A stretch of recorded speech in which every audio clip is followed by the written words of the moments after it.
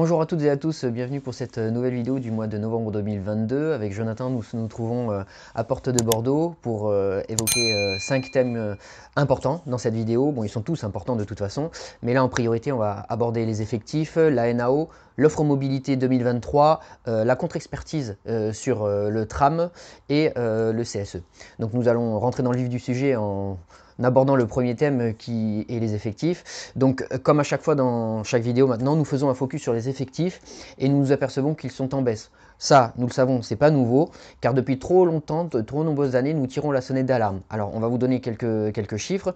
Les effectifs total au mois d'octobre en 2022. Donc, il y a moins de salariés avec 2792 personnes contre 2808 en début d'année. Il y a 1821 conducteurs contre 1836 au mois de mars. Il y a 32 conducteurs tram.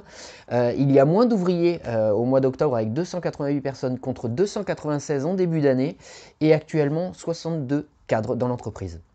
Alors cela confirme l'expertise du cabinet Secafi qui stipule que les sorties dépassent les entrées, ce qui n'était pas le cas les années précédentes. Il y a beaucoup de turnover, le taux de démission augmente énormément, il y a plus de départs à la retraite et surtout la population vieillit et nous sommes confrontés de plus en plus au manque d'effectifs. Les effectifs, c'est notre cheval de bataille depuis le début, car ce qui dit moins d'effectifs dit forcément des conditions de travail qui se détériorent, des services qui se détériorent, du matériel qui se détériore et donc une augmentation du stress pour l'ensemble du personnel. Dans cette optique, nous nous sommes entretenus avec le directeur d'exploitation, Monsieur Offroy, afin d'apporter des améliorations sur ce point. En effet, le groupe 8 a été mis en place principalement pour les conducteurs ayant des spécificités sociales ou médicales. Et il faut savoir aussi que tous les nouveaux conducteurs incorporant l'entreprise rentrent automatiquement dans ce groupe et qu'ils terminent leur intégration, jusqu'à ce qu'ils terminent leur intégration, ce qui peut durer 1 ou 2 ans en général. Ils ne travaillent donc pas les jours fériés et les week-ends et c'est aux 5 autres groupes de supporter sur le mécanisme de déroulement l'exploitation des week-ends. Comme nous l'avons dit dans notre vidéo du mois dernier, au bus et surtout au tram, c'est une quasi-totalité de refus pour la pose de RNM ou RF le week-end. Donc la direction a entendu nos revendications et demande insistante sur ce thème et est en train d'étudier une potentielle modification du groupe 8 concernant les nouveaux intégrés, c'est-à-dire une diminution du temps passé dans ce groupe pour intégrer plus rapidement le grand roulement. Deuxième sujet, la NAO. Alors, à la demande de Bordeaux Métropole, Keolis doit présenter différentes propositions de réduction de l'offre des transports à cause de l'augmentation des coûts de l'énergie. En ce qui nous concerne, nous resterons fidèles à notre objectif de toujours qui est la revalorisation du point 100 de 3,5% de rattrapage sur l'année 2022 et une augmentation de 6% sur 2023. Et aussi pour les samedis travaillés, une majoration identique de 25% au dimanche travaillé. De toute façon, nous vous tiendrons au courant de l'évolution de cette NAO dans la prochaine vidéo du mois de décembre.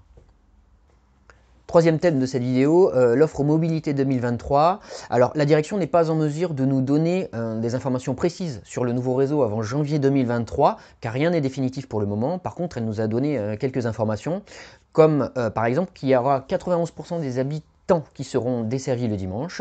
Il y aura 6 lignes de tram qui vont permettre de désaturer le réseau, apparemment en étant plus simple, il y aura plus de fréquences, il y aura moins de correspondance. Il y aura 7 lignes de bus express pour faire la liaison entre la rive droite et la rive gauche avec plus de fréquences.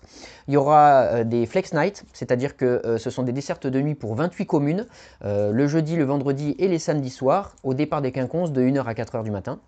Il y aura des évolutions de l'offre des services Mobibus, c'est-à-dire qu'il y aura un accompagnement conducteur qui sera limité au trottoir, une facturation adaptée de la course au prix d'un ticket TBM et une amplitude de transport élargie de 5h à 1h avec une desserte géographique supplémentaire. Il y aura la gare de Cestas-Gazinet et la zone commerciale à Sainte-Eulalie. Concernant les agences commerciales, l'agence des quinconces est l'agence de référence du réseau. Il y aura la fermeture de Gambetta en janvier 2023, donc la clientèle se reportera forcément sur Quinconce. Puisqu'elle se reportera, il y aura un agrandissement de l'agence des Quinconces courant 2025. Il y aura le déménagement d'Arrêt Métier courant 2023 pour s'agrandir et il deviendra aussi un point relais vélo. Il y aura la Mama du cours Pasteur qui intégrera les espaces mobilité avec un guichet info et vente des produits TBM. Donc l'offre vélo sera replacée au centre des solutions de mobilité avec la création de 5 espaces. Il y aura les Quinconces, Arrêt Métier, la Mama Cours Pasteur, Butinière et Saint-Jean. Avant-dernier thème, la contre-expertise du poste de travail au niveau du tram.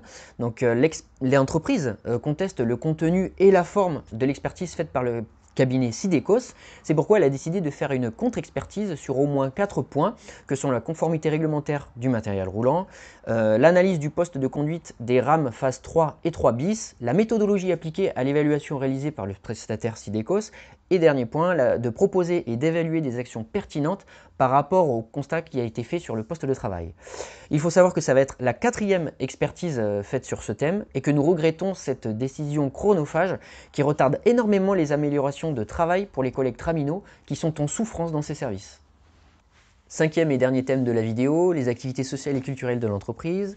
Première chose, très important pour l'arbre de Noël, il est indispensable de retirer les tickets d'entrée au CSE pour cet événement, au CSE Porte de Bordeaux ou alors dans les différentes antennes au Lac ou à Bastide, car l'accès vous sera automatiquement refusé sans ces tickets d'entrée. Idem pour la patinoire, n'oubliez pas vos gants car l'entrée vous sera automatiquement refusée aussi à la patinoire.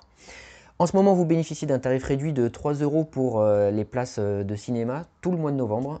La place est à 3 €. Il y aura aussi courant décembre la mise en place de l'application MyMRS pour la restauration. Et dernière chose, les cadeaux agents, les chèques multi-enseignes, les colis gourmands seront distribués durant les 3 premières semaines du mois de décembre. Voilà, nous arrivons à la fin de cette vidéo. Nous vous informons aussi que nous allons faire des vidéos. Alors, il y a beaucoup d'agents qui nous demandent d'expliquer certaines choses sur les bulletins de salaire. Donc, nous allons prendre 3 bulletins de salaire différents et nous allons faire 3 vidéos annexes pour apporter des réponses à ces questions avec Jonathan. Et nous vous remercions pour l'attention que vous avez manifestée durant cette vidéo. Nous vous incitons à la faire partager sur les réseaux et nous vous donnons rendez-vous donc à la prochaine vidéo du mois de décembre. Bonne journée!